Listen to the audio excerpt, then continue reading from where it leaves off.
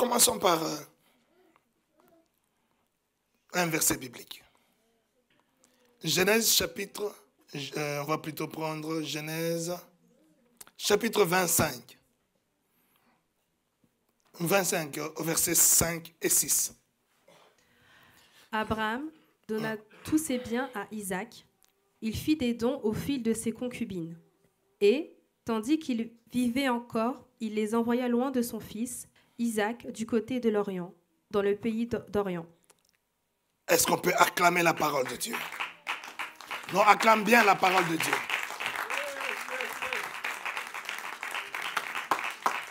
Abraham donna tous ses biens à Isaac.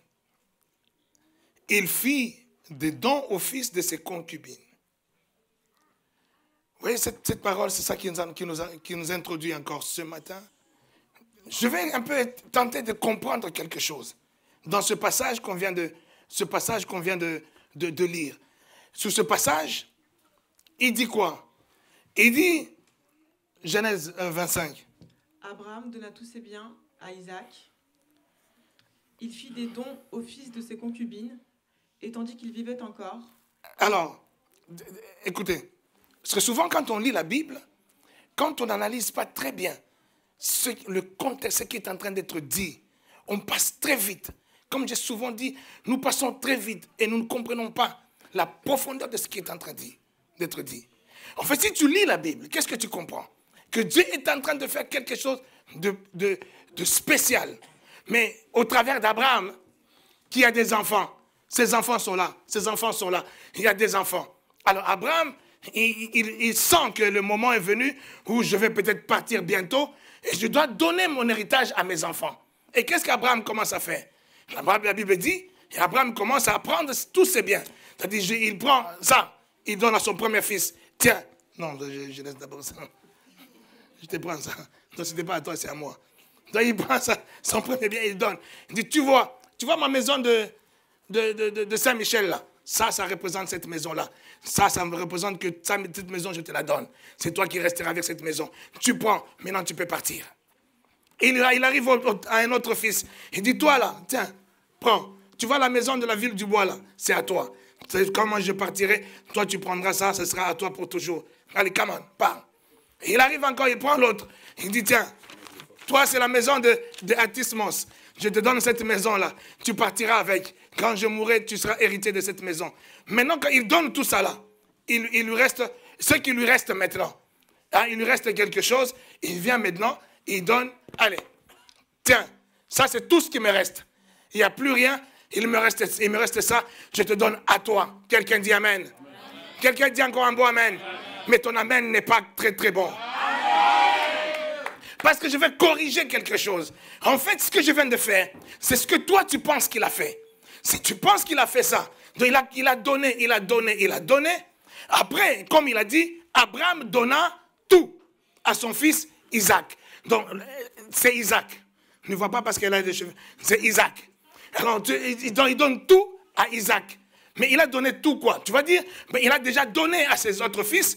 Maintenant, tout ce qui lui reste, il fait quoi? C'est ce qu'il reste, il lui donne. Donc je n'ai plus rien d'autre. Là, je te donne tout ça. Moi, je n'attends plus que la mort. Vous allez m'enterrer.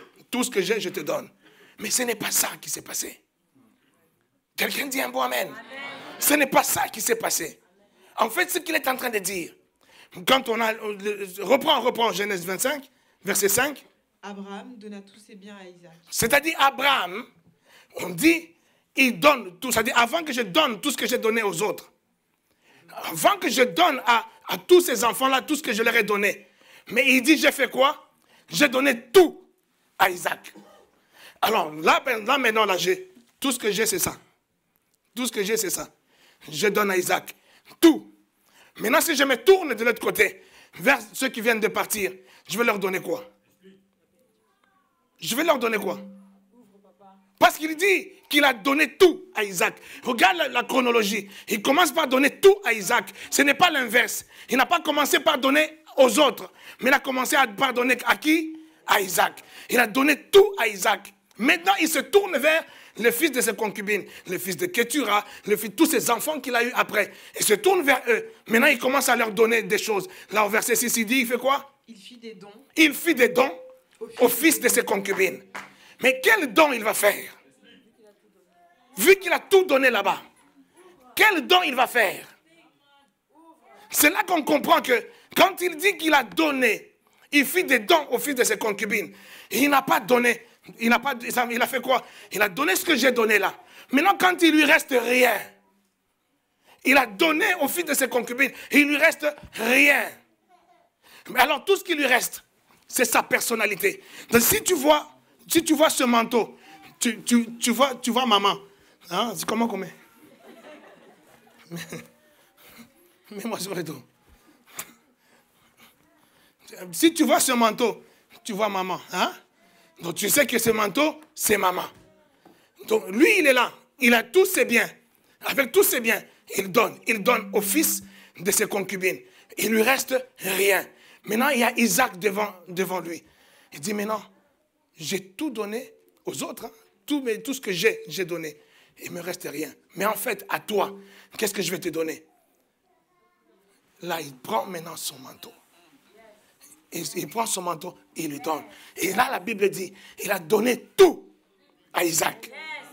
Donc ce tout-là, c'est ce qui était en lui, ce qui est sur lui, ce qui fait lui, ce qui fait sa personnalité, ce qui fait qu'il est Abraham. Il prend tout et il met en lui. La Bible dit, Dieu quand il a béni Abraham, il dit, Abraham, je te bénis. C'est alors que tu seras une source de bénédiction pour les autres. Il est en train de dire, moi je suis source de bénédiction. Maintenant c'est ça moi, Abraham. Moi, Abraham, ce n'est pas la maison de Ville-du-Bois. Ce n'est pas la maison de Saint-Michel. Ce n'est pas la maison d'Atis-Mons. Moi, Abraham, ce n'est pas ma voiture. Moi, Abraham, ce n'est pas mon compte en banque. Mais moi, Abraham, c'est ce que je suis source de bénédiction. Donc, au travers de moi, des gens seront bénis. Au travers de moi, des gens recevront. Alors, je prends le tout là. Je donne à mon fils, Isaac.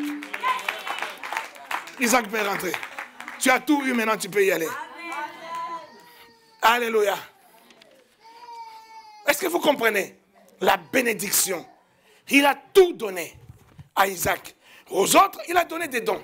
Les enfants de Dieu, est-ce que vous ne pouvez pas réaliser que quand tu viens vers Dieu, ne viens pas vers Dieu, donne-moi une voiture, Dieu donne-moi une maison, Dieu donne-moi, ne viens pas, parce que ce sont les dons qu'il donne à tous ces enfants il te donne. Mais quand tu veux prendre quelque chose, viens chercher le manteau de Dieu. Quand tu prendras le manteau de Dieu, c'est ça la bénédiction. C'est pour ça qu'il précise en verset 6, il dit, il fit des dons. Donc tout le reste là, ce sont des dons. La voiture, des dons. Les comptes en banque, les millions, des dons. Tout ça, ce ne sont que des dons. Mais à Isaac, il a donné tout. Tout. C'est ce tout-là qu'il avait donné à Jacob. Quand Jacob est venu voir Isaac, Isaac, il sait que j'ai reçu tout. Je suis maintenant une source de bénédiction. Maintenant, mes fils sont là. Je dois bénir, je dois libérer ça sur un fils. Et quand son fils Jacob est venu, il prend tout son manteau et il lui donne. Mais quand il lui donne ça, nous voyons que Jacob est en train de fuir, mais Jacob est en train de fuir les mains vides. Mais parce que toi, tu le verras les mains vides, mais tu ne sais pas ce qui est sur ses épaules. Ce qui est sur ses épaules, c'est tout ce qui était en Isaac. C'est pour cela que l'autre, quand il est revenu, il est tellement en colère. Mais il sait que non, mon frère, lui, il a fui. Mais il sait qu'il a fui les mains vides. Mais il a fui avec quelque chose qu'on ne peut pas remplacer. Il commence à crier même, Père, Père, n'as-tu pas autre chose pour moi? N'as-tu pas encore quelque chose pour moi? Mais lui, il est resté vivre dans la maison de son père. Il est resté vivre dans la ville de son père. Donc tous les biens de Isaac, on peut dire, c'est lui qui les gérait. C'est lui qui est resté avec ça. C'est lui qui est resté jouir de ça. Mais Jacob qui était béni, lui, il a fui. Lui, il n'a pas joui de ça. Il n'est pas resté dans les maisons de son père. Il n'est pas resté avec les biens de son père, les voitures de son père, l'argent de son père. Il n'est pas resté avec ça. Mais il est parti avec quelque chose de beaucoup plus précieux que ce que Ésaü est resté avec. Le manteau. La bénédiction, c'est un manteau. La bénédiction, c'est une puissance, c'est une force. Quand elle vient sur toi, Elle devient comme un aimant, une puissance créatrice qui va attirer les choses qui sont nécessaires à ta vie, nécessaires à ton bonheur, nécessaires à ton bien-être. C'est cette bénédiction, cette unité de production qui est le manteau qu'on dépose sur toi, qui va attirer toutes ces choses. Quelqu'un me dit encore un peu amen. La bénédiction, quand elle vient sur toi, qu'est-ce qu'elle produit? Quand la bénédiction vient sur toi, c'est là que tu vois quelqu'un comme Abraham, avec la bénédiction qu'il a reçue de Melchisédek, non plutôt avant même Melchisédek, la bénédiction qu'il a reçue de Dieu. Écoutez, on va parler d'abord déjà, prends Genèse 12, premier verset je pense. Comment Abraham a été béni? L'Éternel dit à Abraham, va-t'en de ton pays, de ta patrie et de la maison de ton père, dans le pays que je te montrerai. Continue. Je ferai de toi une grande nation. Je ferai de toi une grande nation. Et je te bénirai. Je rendrai ton nom grand. Il est en train de parler de la bénédiction. Dieu, en parlant à Abraham, il est en train de lui parler de la bénédiction au futur. Il dit, je te bénirai. Et pourquoi il met ça au futur? Parce que cette fois-ci, cette bénédiction-là est attachée à une condition. Quitte ta patrie, quitte ton pays, quitte ta famille, va dans le pays que je t'indiquerai. C'est alors que je te bénirai. Dans la condition, dans la bénédiction cette fois-ci, on voit clairement que cette bénédiction est attachée à une condition. Et cette condition est tout simplement l'obéissance. L'obéissance à quoi? À la voix, à la parole, au commandement de ce que Dieu lui donne. Donc si tu n'obéis pas à ce que je te donne, toi tu restes en Mésopotamie, tu restes à Charan, tu ne seras pas béni. Mais si tu obéis, c'est là que tu seras béni. Quelqu'un dit Amen.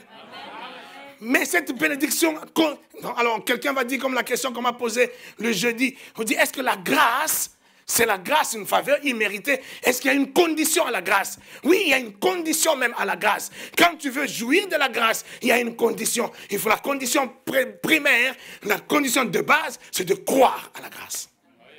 Si tu ne crois pas à la grâce ne te servira à rien. Si tu ne crois pas à l'œuvre de la croix, or l'œuvre de la croix est passée il y a 2000 ans. Mais si toi tu n'y crois pas, tu ne seras pas sauvé. Mais l'œuvre de la croix était une œuvre pour que le monde soit sauvé. Mais toi qui es dans ce monde, tu n'es pas sauvé. Pourquoi? Tu ne remplis pas la condition d'être sauvé, qui est simplement de croire la foi en cette chose-là.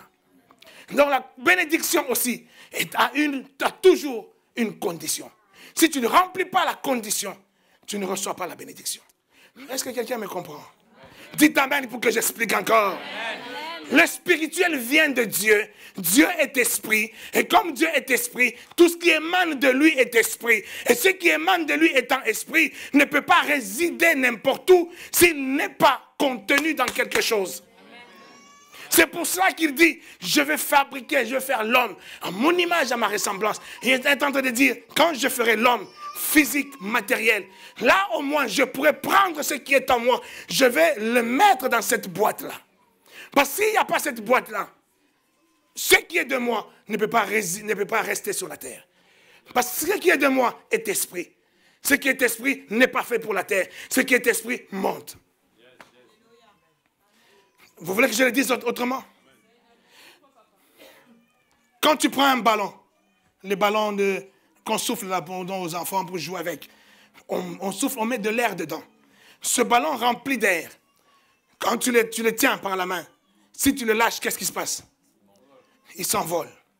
Il s'envole pourquoi? Parce que l'air que tu as mis dedans, quand tu es en train de souffler, cet air-là, c'est de l'air chaud que tu mets dedans. Et l'air chaud, naturellement, est plus léger que l'air ambiant. Et comme il est plus léger que l'air ambiant, et cet air-là, quand tu lâches le ballon, obligatoirement, il a tendance à retourner d'où il vient. C'est-à-dire, il retourne dans quelque chose d'invisible, quelque chose qui ne peut pas être palpé, quelque chose qui réside, là où il réside, l'air chaud réside en haut. Alléluia. On ne sait pas si vous avez étudié le cycle de l'air ou de la pluie. Et quand ça vient, quand la pluie tombe, c'est sous forme de neige, sous forme de nuages, c'est froid. Quand ça tombe sur la terre, ça devient chauffé. Parce que sur la terre, il fait chaud. Et une fois que c'est chauffé, tout de suite, ça fait quoi?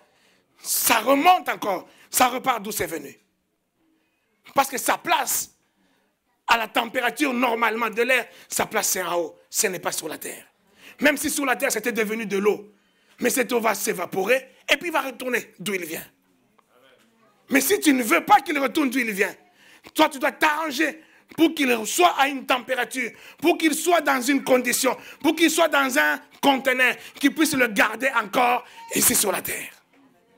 Je parle maintenant de l'esprit. L'esprit est au ciel. Dieu est au ciel. Et cet esprit de Dieu ne peut pas venir résider sur la terre sans qu'il soit retenu sur la terre. Si tu ne le retiens pas sur la terre, il a tendance à retourner au naturel.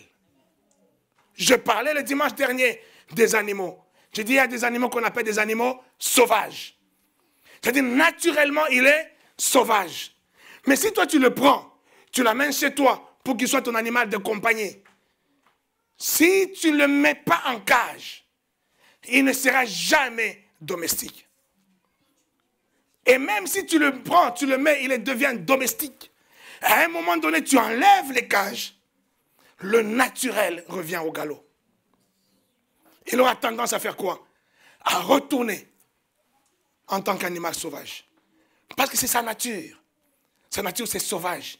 La nature de la bénédiction, elle est spirituelle. La nature de bénédiction, elle est surnaturelle. Donc, elle est au-dessus de ce qui est naturel. La nature de la bénédiction, elle est invisible. C'est pour cela que Jacob pouvait fuir les mains vides, on ne voit rien, mais il est rempli de choses. La nature de la bénédiction n'est pas de ce monde, mais elle est du ciel, elle est de Dieu. C'est pour ça cette bénédiction, quand Dieu donne cette bénédiction à Adam et Ève, il leur dit, si vous voulez garder cette bénédiction, la condition, ne touchez pas à cet arbre. Si vous touchez à cet arbre, ma bénédiction, moi là, je ne marche pas avec cet arbre. Si tu touches à cet arbre, je m'envole. Je quitte ta vie. Je pars. Quelqu'un me dit Amen. C'est ce qui s'est passé avec Adam et Ève. Quand ils ont touché l'arbre, la bénédiction est partie. Ils sont devenus maintenant vulnérables. Maintenant, tout animal pouvait les mordre. Eux qui dominaient, qui régnaient. Parce que tout est parti. Ils n'ont pas gardé. Et Dieu a vu ce qui se passe. Mais Dieu connaît la valeur, la puissance de la bénédiction. Et Dieu est tellement bon. Quelqu'un peut dire Dieu est bon. Dieu est bon. Dieu, la Bible dit Dieu a tant aimé le monde. Mais le monde là c'est qui? Le monde c'est tout le monde. Ce sont les musulmans, ce sont les bouddhistes, ce sont les païens, c'est toi aussi. Tous nous faisons partie du monde. Et Dieu il nous a tant aimés. Et cela ne changera pas. Amen. Son amour est toujours là. Yes. Mais ce Dieu-là, il sait ce qu'il a fait, il a mis en place. Il a mis en place des choses, la bénédiction, entre autres, c'est la chose qui nous concerne aujourd'hui. Et cette bénédiction-là ne peut vivre dans un homme qu'à une certaine condition. La bénédiction peut être sur quelqu'un qu'à une certaine condition. La bénédiction, bien aimé dans le Seigneur, quand elle est sur toi, quand la bénédiction est sur toi, nous voyons quelqu'un comme Isaac. Il est dans le désert. Il est dans un territoire désertique. Il n'y a plus rien. Tout le monde est en train de fuir parce qu'il n'y a plus rien à faire ici. Tu ne peux même pas planter. Tu ne peux même pas semer. Tu ne peux même pas faire quoi que ce soit parce que tout le monde s'en va en Égypte et tout ça. Et Isaac, il veut partir. Dieu le rappelle. Il dit, Isaac, je suis le Dieu d'Abraham. Mais il ne lui a pas dit, je suis le Dieu d'Isaac. Hein? Mais il dit, je suis le Dieu. Donc, je suis le Dieu de ton père. À ton père, j'avais déposé une bénédiction. Ton père avait gardé cette bénédiction-là. Et ton père t'a légué cette bénédiction-là. Et souviens-toi que cette bénédiction, elle est sur toi. Ça veut dire, si tu ne te souviens pas, tu risques de faire des choses, étant déjà béni, tu peux agir comme quelqu'un qui n'est pas béni et ne pas jouir de ta bénédiction. Et maintenant qu'il lui rappelle ça, je suis le Dieu de ton père. C'est pour lui dire, ton père était béni. Et ton père t'a béni. En même temps, bien-aimé dans le Seigneur, c'est que la bénédiction, depuis le temps que Dieu a libéré la bénédiction sur la terre, Dieu a libéré cela pour que la bénédiction se perpétue. se continue de père en fils, de père en fils. Dis-moi qui est ton père, je te dirai quelle bénédiction tu as. Dis-moi que je n'ai pas de père, je t'expliquerai pourquoi tu n'es pas béni. Quelqu'un me dit amen. La bénédiction est descendue de père en fils, de père en fils. Les Melchisédek de ce temps, il n'y avait qu'un Melchisédek, c'était Dieu lui-même. Toi, tu n'es pas un Melchisédek. Tu dois avoir un père. Et de ton père, tu dois chercher la bénédiction. Maintenant, quand Abraham, il a été béni, il donne à Isaac. Isaac, maintenant, Dieu le rappelle, tu es béni. Tu es en train d'aller où? Elle dit, non, mais sous ce territoire-là, c'est désert. Tout le monde est en train de fuir. Moi aussi, je fuis. Il dit, mais attends, tu ne te rappelles pas que tu es béni? Tu ne te rappelles pas que ton père t'a béni? Si tu as la bénédiction, c'est une puissance. C'est un élément attracteur qui attire toutes les choses qui sont nécessaires à ta vie, à ton bonheur, à ta paix, à ta joie. C'est ça la bénédiction. Et il est en train de lui dire, tu as tout ce que tu veux aller chercher en Égypte. Ça se trouve où? En toi. Il dit, je vais te le montrer. Oui, il n'y a pas d'eau, il n'y a pas d'eau. On va creuse là. Mais c'est sûr, Isaac s'est dit, creusez là. Pourquoi faire? Creuse un puits là. Tu vas avoir de l'eau. Dis, attends, s'il y avait de l'eau sur ce territoire-là en creusant, ça se saurait, hein? Personne n'aurait fui. Tout le monde aurait creusé et trouvé de l'eau. Donc tout le monde a déjà creusé. Personne n'a trouvé de l'eau. Mais Dieu est en train de te dire, creuse là. Et Isaac, il creuse. Paf, l'eau sort. Waouh. Et les gens regardent et disent, mais attends, comment ça se fait que lui, il creuse, il y a de l'eau? Ça suscite des jaloux, ça suscite des envieux, ça suscite des combats. Les gens commencent à venir. Mais comment ça d'ailleurs, ce n'est pas chez toi ici. D'ailleurs, ça, ce n'est pas ton territoire ici. Donc, par jalousie, vous avez soif. Mais par jalousie, ils ont rebouché même le puits. Ils préfèrent même mourir de soif que de te voir, toi, béni. Quelqu'un me dit amen. Ta bénédiction t'attirera des combats. Ta bénédiction va t'attirer des oppositions. Ta bénédiction va t'attirer des jalousies. Mais quand tu verras les jalousies, les combats, les bénédictions, les oppositions, ne te lamente pas. C'est un signe que ta bénédiction est là. Amen. Glorifie Dieu, dis non, je suis béni. Amen. Isaac, on dit, vous voulez reboucher? Ok, moi je ne vais pas de problème. Je ne vais pas me chamailler avec vous. Je ne vais pas me battre avec vous. Vous avez rebouché là. Vous dites là, ce n'est pas chez moi. Ok, il va ailleurs. Toujours dans les mêmes... Il creuse encore. L'eau sort encore. Il dit, mais attends, qu'est-ce qui se passe? Lui, partout, lui, il creuse. Non, là aussi, ce n'est pas chez toi. On rebouche encore. Il va encore ailleurs. Il crée quelque chose. Il démarre une entreprise. Tu démarres une affaire. Et l'affaire a bien démarré. Et tu vois que les oppositions arrivent. Les choses arrivent. Tu vois peut-être que non, la gestion n'était pas bonne. L'affaire a fermé. Tu dis, oh, l'affaire a fermé. Moi, je ne suis pas fait pour ces histoires. Tu vois, j'ai créé, j'avais toute la bonne volonté, je suis tombé en faillite. Je déclare sur la vie de quelqu'un, quand tu vas faire affaire, quand bien même tu verras que l'affaire ne marche pas, l'affaire est tombée en faillite, tu perds même, tu as perdu même l'argent. Je déclare, à cause de la bénédiction qui sera sur toi, ou à cause de la bénédiction qui est sur toi, la Bible dit que Isaac, il est parti encore ailleurs, il a encore creusé, et l'eau est encore sortie. Tu recommenceras ton business. Tu recommenceras ton affaire. Tu vas recommencer ailleurs ou tu vas recommencer dans un autre domaine, mais ça réussira. C'est ça la bénédiction. En fait, quand Isaac creuse, l'eau qui vient dans le puits, là, il sort d'où? Il sort de lui. Donc l'eau là qui sort là, ça ne sort pas de la terre. Si ça sortait de la terre, le voisin d'Isaac allait creuser aussi et avoir de l'eau. Mais l'eau qui sort du puits là, sort d'Isaac. En fait, ça sort de la bénédiction. Ce que Isaac a eu comme manteau là, bien qu'on a donné tout aux autres, mais à lui, on n'a donné que le manteau. C'est plus que tout ce qu'on a donné aux autres. Avec ça, tu vas créer tout ce que tu veux. Avec la bénédiction, je déclare et je prophétise que tu entreprendras et tu réussiras. Même quand l'échec vient, toi, dis-toi seulement, ça doit réussir. Je change de position, je change de place. Ma réussite est en moi. La réussite n'est pas dans l'affaire. Même quand les études du marché et tout ça me disent que c'est infaisable, laisse-moi te dire, je bénis, je déclare que cette réussite-là ne dépend pas de l'étude du marché. Ça dépend de la foi que tu as en la bénédiction qui est en toi.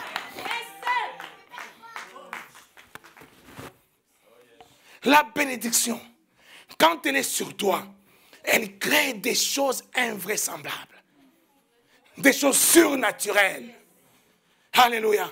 Des choses surnaturelles. Et c'est pourquoi il est en train de nous inviter. Sors du domaine des calculs humains, des calculs matériels, calculs physiques, calculs de ceci. Ces calculs-là sont nécessaires pour un temps. Mais au-dessus de ces calculs, si tu as dans ta compréhension que ce qui va prospérer, ce qui sortira de ce que je suis en train de faire, c'est ma bénédiction.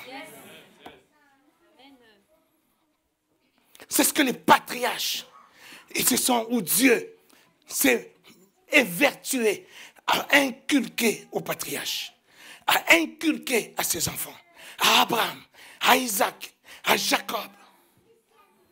Ils ont compris que ce n'est ni par la force, ni la puissance, mais c'est par mon... Si mon esprit est en moi, la bénédiction est spirituelle. La bénédiction, c'est Dieu. Si Dieu est avec moi, qui sera contre moi? Si Dieu est pour moi, qui sera... Oh, Brashandaraboseke. Quand tu peux dire ça, quand tu peux te le dire, que Dieu est avec moi, alors tu te dis aussi en même temps, qui sera contre moi? Qui sera contre moi? C'est ça la bénédiction. Vous voyez cette bénédiction encore? Je vais démontrer encore quelque chose sur la puissance de cette bénédiction. Balaam est en train de dire, le prophète Balaam, il dit, on l'envoie par le roi Balak. Il dit, va, ces peuples juifs-là, ces Israélites-là, ils nous embêtent. Ils sont trop fiers. Ils sont trop comme ça. Ils dansent les djalélos. Ce sont des balouba. Ce sont des ceci. Comme ça, ils n'ont encore rien fait. Mais paf, tout de suite, tout le monde les tombe dessus. C'est ça les Israélites. Tout le monde le tombe. Ils n'ont jamais été au pouvoir. Ils n'ont jamais pris la maison. Mais tout le monde le tombe dessus. Non, pourquoi? Parce qu'ils sont trop fiers. Parce qu'ils parlent beaucoup. Parce qu'ils font ceci. Mais quand ils parlent pour toi. Mais ils se parlent pour lui-même. C'est ça les Juifs. Ils sortent de l'Égypte, esclaves. Ils sont en train d'aller à Cana. Ils savent que notre destination, c'est Cana. Alors vous là, Madianites, vous là, Phérésiens, nous, on n'a même pas affaire avec vous. Nous, on est en train de tracer notre route. On va ailleurs. Mais ces gens-là disent, mais ils se prennent pour qui? Ils se croient qui? Ils les attaquent. Ils deviennent leurs ennemis. Pourquoi? Est-ce qu'ils ont pris leur chameau? Rien. Ils ont pris leur bœuf? Rien. Ils ont pris quoi d'eux? Rien. Mais ils les attaquent. Ils commencent à les combattre. Je parle de quelqu'un qui est béni. Je parle d'une personne qui a la bénédiction en lui. Cette bénédiction va t'attirer de l'inimitié, des combats, des oppositions, de la jalousie, de la haine, alors que tu n'as rien fait. Ne te dis même pas qu'est-ce que j'ai fait. Non, tu n'as rien fait. Et ils arrivent. Tu vois la bénédiction? Les peuples d'Israël, avec la bénédiction, les combats qu'ils ont essuyés. Et le roi Balak, qui dit que non, ces peuples-là, on va l'exterminer. Pourquoi? Ils n'ont rien fait. Alors il appelle un prophète Balaam. Le prophète Balaam, tu vas me maudire ce peuple. Tu vas me le maudire. Parce qu'ils sont trop fiers. Ils se croient beaucoup. Viens proclamer des malédictions sur eux. Il lui donne beaucoup d'argent, des maisons, tout ça. Balaam, il vient. Il se tient à la montagne. Il regarde Israël. Il élève sa main pour maudire Israël. Parce qu'on l'a corrompu. On l'a donné beaucoup d'argent. Il élève la main. Ça n'a pas marché. Et il revient. Il dit, Balak dit, alors ça y est, tu les as maudits? Il dit non. Il est impossible de maudire celui que Dieu a béni. Oh, tu n'as pas compris. Je parle de quelqu'un qui est béni. Il dit quelqu'un qui est béni. Il est impossible que tu puisses le quoi? Le maudire. Je dis fais attention. Fais très attention. C'est là que je dis que, attention, tu es plus dangereux. Ou ton frère qui est à côté de toi, le chrétien qui est en face de toi, il est plus dangereux que les sorciers de ta famille. Vous savez pourquoi il est plus dangereux? Quand Dieu a béni Abraham, on a vu quand il a béni Abraham, qu'est-ce qu'il a dit? Il a béni Il a béni, il dit des choses, tu seras, je rendrai ton nom grand, je ferai ceci. Après, il dit quoi? Celui qui te maudira ou celui qui te bénira sera. Celui qui te maudira sera. Il est en train de dire, Abraham, si quelqu'un ose te maudire, toi ne t'occupe même pas. Qu'est-ce qu'il est en train de faire? Il se maudit lui-même. Hein? Est-ce que je parle à un homme béni? Est-ce que je parle à un homme béni? Vous voyez où vient le danger dans les églises? Vous voyez où vient le danger au milieu des chrétiens? Les chrétiens accusent les sorciers de la famille, ils accusent de ceci, ils accusent le diable. Le diable, il est content quand on lui attribue des choses même qu'il n'y est pour rien. Mais tu lui attribues ça, il est content, tu lui fais la vedette. Tu lui fais la vedette. Mais alors que même lui-même, le diable, il sait que là, moi, je n'y suis pour rien. Parce que tout simplement, il a osé faire quoi? Il a osé maudire son frère, qui est béni. Oh, tu n'as pas compris. Je suis en train de dire, quelqu'un qui ose, ou toi, tu veux maudire ton frère, tu es en train de te maudire toi-même. Mais ton frère là ne sera pas maudit. Le danger de ta vie, c'est que les sorciers de ta famille, ils ne peuvent pas te maudire. Parce que quand ils voudront te maudire, quand ils vont voir en toi qu'il y a le manteau de la bénédiction, ça va faire stop.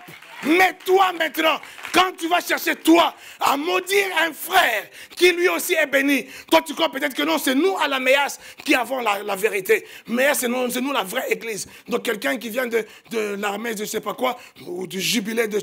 Non, eux ils n'ont pas le vrai Dieu. Donc lui je peux le maudire sans problème. Détrompe-toi, qu'il soit dans l'armée des échoués, ou l'armée de je ne sais pas quoi. S'il a reçu Jésus comme Seigneur et Sauveur, quand tu vas le maudire, même si dans cette église-là, le pasteur est impudique, le pasteur il est comme ça. Mais quand c'est un enfant de Dieu, toi tu veux le maudire, tu es en train de te maudire toi-même. Quelqu'un me dit Amen.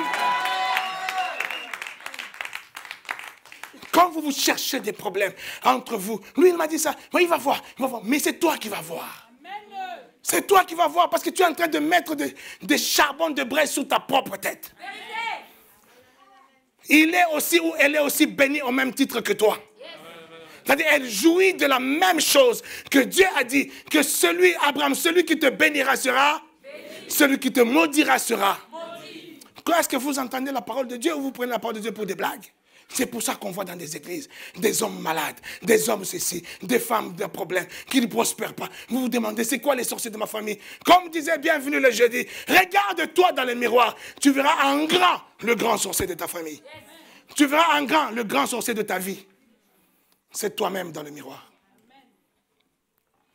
Pourquoi tu vas avoir peur d'un tel ou d'un tel? Ah non, il paraît qu'il est parti de la magie. Il paraît qu'il a fait ceci. Mais où est ton problème? Mais ton problème, c'est que tu ne crois pas que tu es béni. C'est ça ton problème.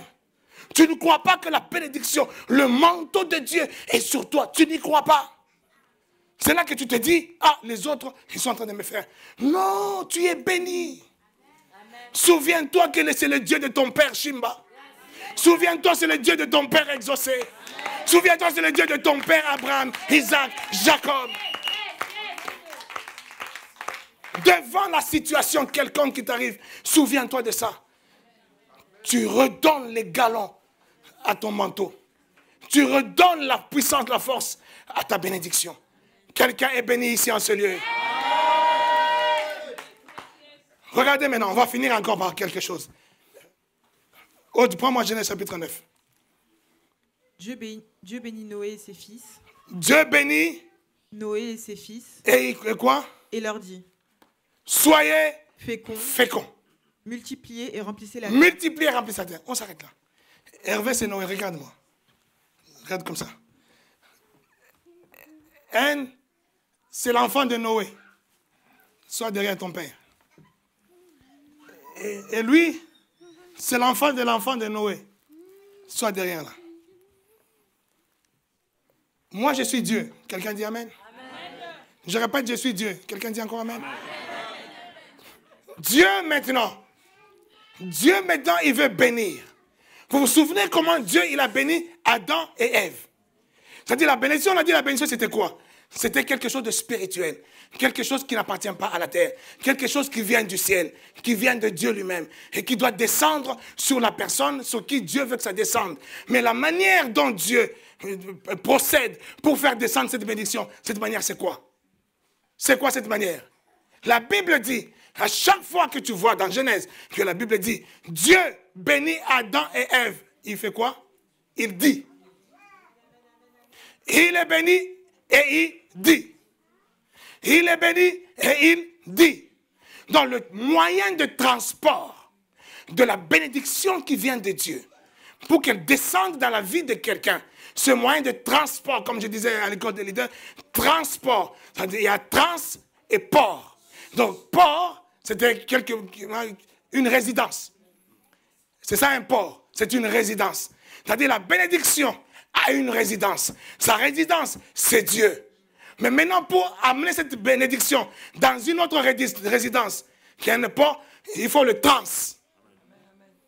Donc c'est ça qu'on appelle maintenant transport. Dans le moyen de transport de la bénédiction, de la résidence de Dieu, pour l'amener dans une autre résidence qui est Adam et Ève, c'est il dit. Une parole proclamée, déclarée par celui qui détient la résidence principale. Il déclare la parole et cette bénédiction change de port. Vient maintenant chez Adam et Ève. C'est ce que maintenant Abraham, à son niveau, et plutôt Dieu est en train de faire encore. Il vient de donner cette bénédiction à Adam et Ève. Et nous nous voyons depuis là, nulle part, où Adam et Ève bénissent ses enfants. Il n'a béni personne. Et là, quand le péché est venu au monde, le péché a détaché la bénédiction.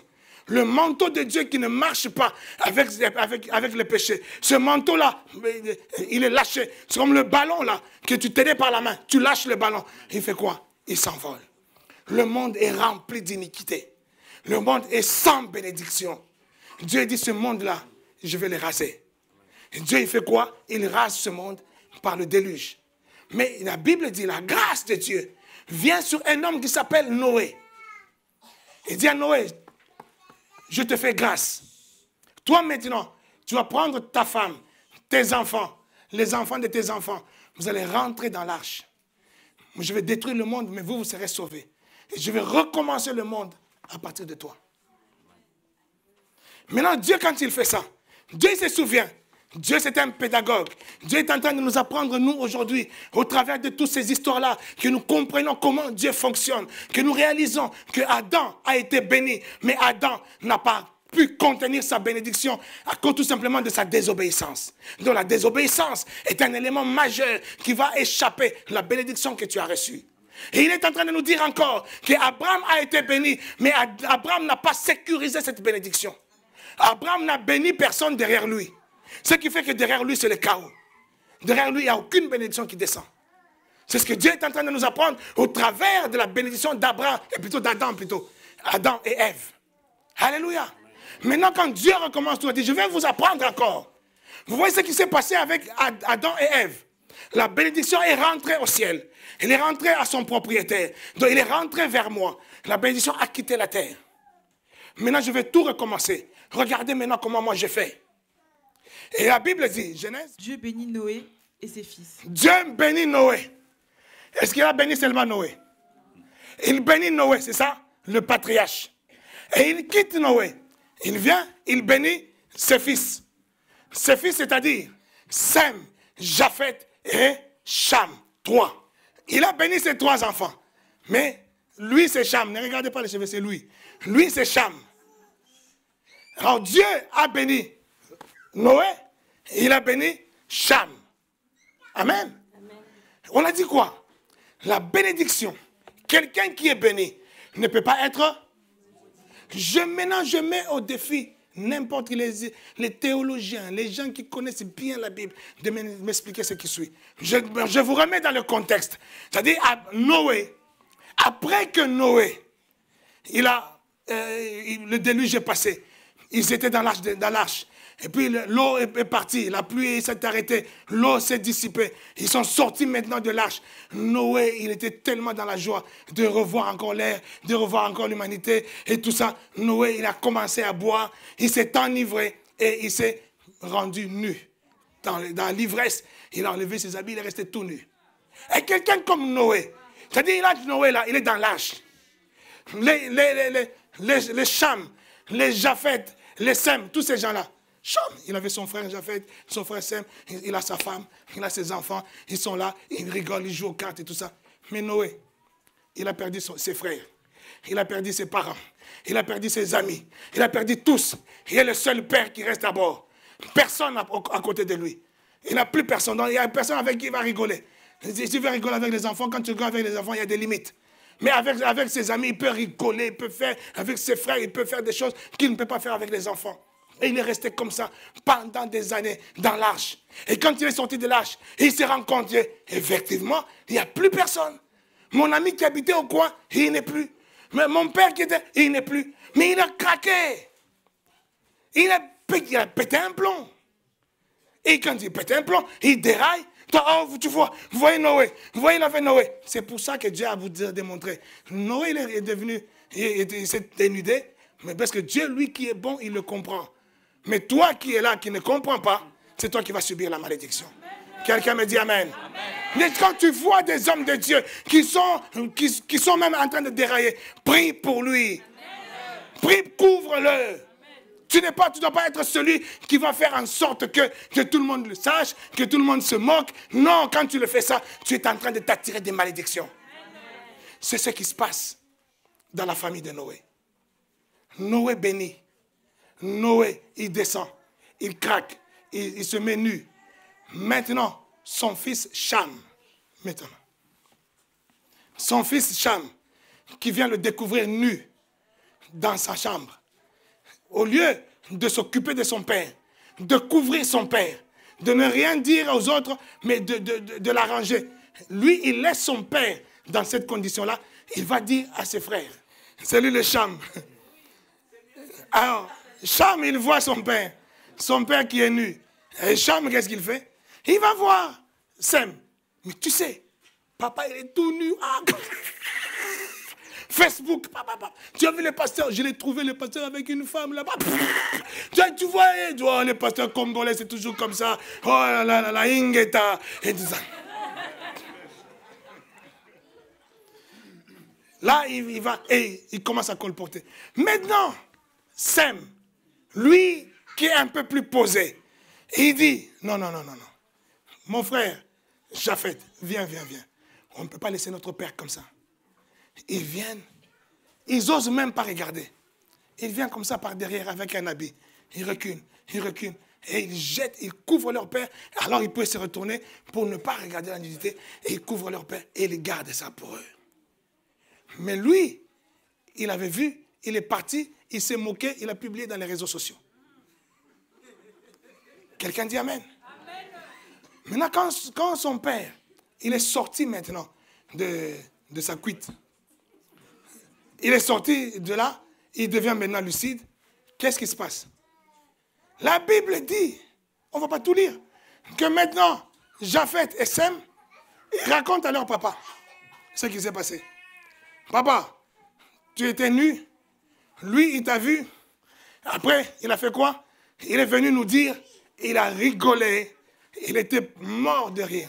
Et nous, on est venus, moi et mon frère, on t'a couvert.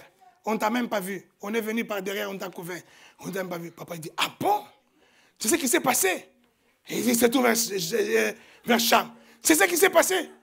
Ah, mais papa, tu étais nu. Mais moi, c'est ce qui s'est passé. Il est rentré dans une colère sainte. Une colère que son fils puisse faire ça. Et qu'est-ce qu'il fait? Il vient là. Je vais te maudire. Stop. Ça ne passe pas. Il va derrière lui. Fils de Cham. Il va. Maudit soit Cana. Maudit soit Cana. Fils de qui? De Cham. Il n'a pas maudit Cham qui a fait l'histoire. Il va maudire son fils. Mais pourquoi? Pourquoi? Parce que Cham est béni. Et comme il est béni, peu importe ma colère, peu importe ce qui vient à moi, mais c'est comme il est béni, je ne peux pas le maudire. Mon cœur me dit, maudis-le. Mais la vérité me dit, tu ne peux pas. Pourquoi? Parce qu'il est béni.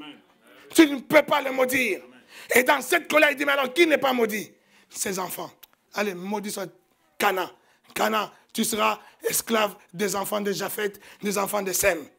Les enfants de Japheth, des enfants de Cana seront esclaves des enfants de Japheth, des enfants de Sem. La descendance africaine vient de Cana. Mais regardez ce qui s'est passé. Vous voyez ce qui s'est passé? C'est ce qui se passe encore à l'église aujourd'hui. Tu vois ton frère, il est en train de déconner, il est en train de faire des bêtises. Qu'est-ce que tu fais? Au lieu d'aller voir ton frère, mon frère, arrête un peu ce que tu es en train de faire. Ce n'est pas bon ce que tu es en train de faire. Tu es en train de t'attirer des malédictions. Tu es en train de détruire l'église. Tu es en train de faire. Non, il ne vient pas voir. Mais il va voir son frère, l'autre frère. Ah, tu sais ce qu'il est en train de faire. C'est ce que les Japheth, ils ont fait à leur papa.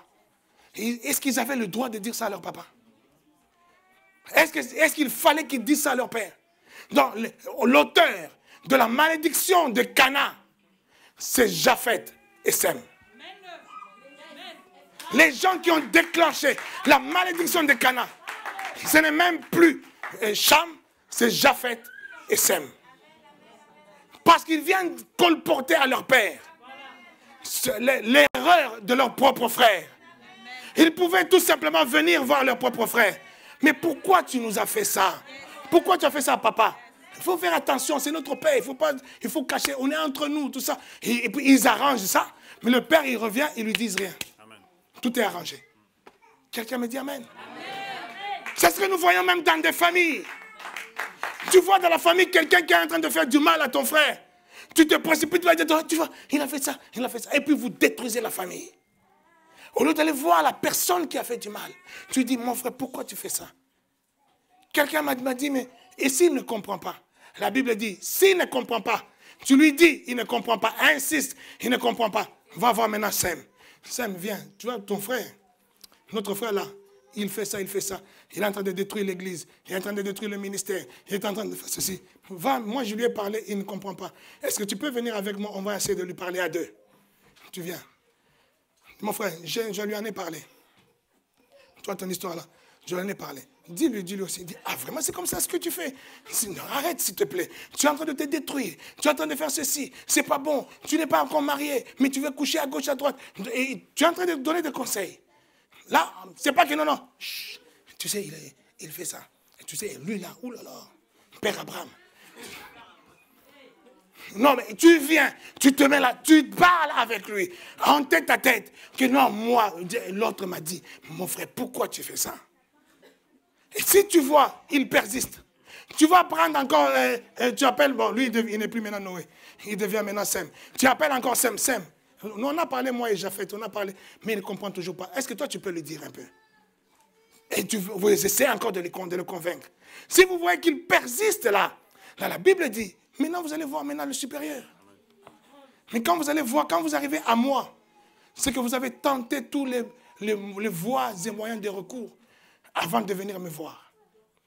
Quelqu'un dit amen. C'est pour cela que j'interdis que quand vous voyez des histoires entre vous, je t'interdis de passer directement voir maman. De pas directement venir me voir moi. Je te l'interdis. Quand tu viendras me voir, quand tu viendras voir maman, tu dois venir avec l'argument que je lui ai parlé. Et il n'a pas compris. J'ai appelé quelqu'un d'autre, on a parlé. Il ne comprend toujours pas. Alors maman, je viens vers toi. Parce que peut-être que toi, il te comprendra. Si tu viens avec cet argument, c'est là que je déclare réceptible ce que tu viens de dire. Si tu n'as pas fait cette démarche-là, ne viens pas. C'est toi qui risques de recevoir quelque chose de mauvais. Quelqu'un dit amen? Amen. Que ces choses cessent à l'église au nom de Jésus. C'est ça qui détruit les églises, qui détruit les familles. Quand les gens ne rentrent pas dans la sagesse divine, la sagesse de Dieu, cette sagesse qui s'appelle tout simplement amour. Quand l'amour est là, l'amour couvre une multitude de péchés. Les péchés de Cham, nous les couvrons parce que nous sommes son frère. Nous sommes ses frères. Les péchés de ton frère à l'église, je les couvre parce que ce sont mes frères. On ne se met pas à les critiquer, à colporter, à faire de la médisance, à gauche, à droite, mais alors que tout simplement, on peut aller le voir, on peut lui parler. Ne viens pas avec l'argument de dire, non, lui, on ne peut pas lui parler, lui, il est têtu. Il était têtu, est-ce que tu lui as parlé avant qu'il soit têtu? Alléluia. Parce que je crois que Dieu est capable de te donner même un père spirituel qui n'est pas un père correct. Mais Dieu sait qu'à travers de ce père-là, je vais t'apprendre toi parce que toi tu seras très grand. Il faut que tu vois certaines choses qui ne sont pas bonnes. Mais nous les hommes, nous croyons, nous réfléchissons, nous mettons Dieu à notre niveau. Nous voulons que Dieu réalise des choses selon notre vision, notre manière de voir les choses. Que moi je veux un père grand, un père beau, un père qui ne boit pas, un père qui ne fume pas, un père qui te ceci. Mais Dieu sait, je te donne un père chétif, un père orgueilleux, un père tout ça. Maintenant quand toi tu vas réaliser que c'est mon père, malgré sa condition, mais si lui il est impudique, j'ai vu les conséquences de son impudicité dans ma famille. Moi, je ne serai pas impudique. Si lui, il est alcoolique, j'ai vu les histoires que l'alcoolisme amène dans ma famille. Tous les jours, il nous tapait. Il nous tapait maman. Il faisait ceci. Moi, quand je serai marié, jamais je lèverai ma main sur ma femme. Et pour cela, jamais je boirai un verre d'alcool. Mais toi, tu voulais qu'on te donne un Dieu, un père correct, un père ceci. Mais tu vas voir qu'il y a beaucoup d'enfants qui ont vécu avec leur papa. Un papa sérieux, un papa qu'on ne voit pas. Mais les enfants sont détruits. Mais tu vois des enfants qui ont vécu dans la misère, avec un papa malheureux, un papa bizarre. Mais c'est eux qui sont devenus des grands hommes dans le monde. Amen. La vérité dans ta vie n'est pas dans l'autre, elle est en toi-même. Alléluia. Le malheur de nous, surtout les Africains, nous cherchons toujours des boucs émissaires. Donc, c'est la faute à l'autre, ce n'est jamais la faute à moi. Mais si tu veux changer le monde, change-toi toi-même. On revient à la bénédiction. Vous voyez ce qui s'est passé? Il a béni Cham, il ne peut plus le maudire. Quand il a eu envie de maudire, il maudit son enfant. Et c'est son enfant qui maintenant traîne la malédiction jusqu'à ce jour. Ce n'est pas lui. Pourquoi? Parce qu'il est béni. Est-ce que quelqu'un veut être béni ce soir? Non, je dis aujourd'hui-là. Est-ce que tu veux recevoir une bénédiction? Je veux que tu te concentres maintenant sur la bénédiction. Tu réalises déjà que la bénédiction, son moyen de transport, la bénédiction, elle est sur l'homme de Dieu. La bénédiction, elle est sur ton père. La bénédiction est sur ta mère. La bénédiction est sur ton supérieur. Quand la Bible dit, honore ton père et ta mère, tu seras béni et tu vivras bien-aimé dans le Seigneur. C'est-à-dire, c'est parce que Dieu, il a établi le système de bénédiction d'une manière hiérarchique. Et dans ce système de bénédiction, il y a des bénédictions qui sont purement spirituelles, qui viennent de Dieu, et des bénédictions que Dieu fait descendre en partie sur des autorités. C'est pour ça qu'il dit, priez pour les autorités. Bénissez les autorités de votre pays. Quand tu vas avoir ma bénédiction, tout le reste, tu l'auras. Quelqu'un dit Amen. Est-ce que je parle à un homme béni? Je parle à une femme bénie. Que la bénédiction d'Abraham, d'Isaac, de Jacob, d'exaucer, ma bénédiction vienne sur toi au nom de Jésus. Que là où tu t'es trompé, que désormais la bénédiction produise quelque chose de nouveau. Là où tu es tombé, que tu puisses te relever, que tu puisses te tenir debout et tu vas aller plus que là où tu étais tombé au nom de Jésus. Là où les choses étaient bloquées, je déclare que celui qui était bloqué dans la ville, bloqué dans la maison, bloqué dans la famille, bloqué dans l'entourage, que tous ces blocages se libèrent au nom de Jésus. Je proclame que 2019, ça soit une année où tu vas aller de gloire en gloire, de bénédiction en bénédiction, grâce sur grâce.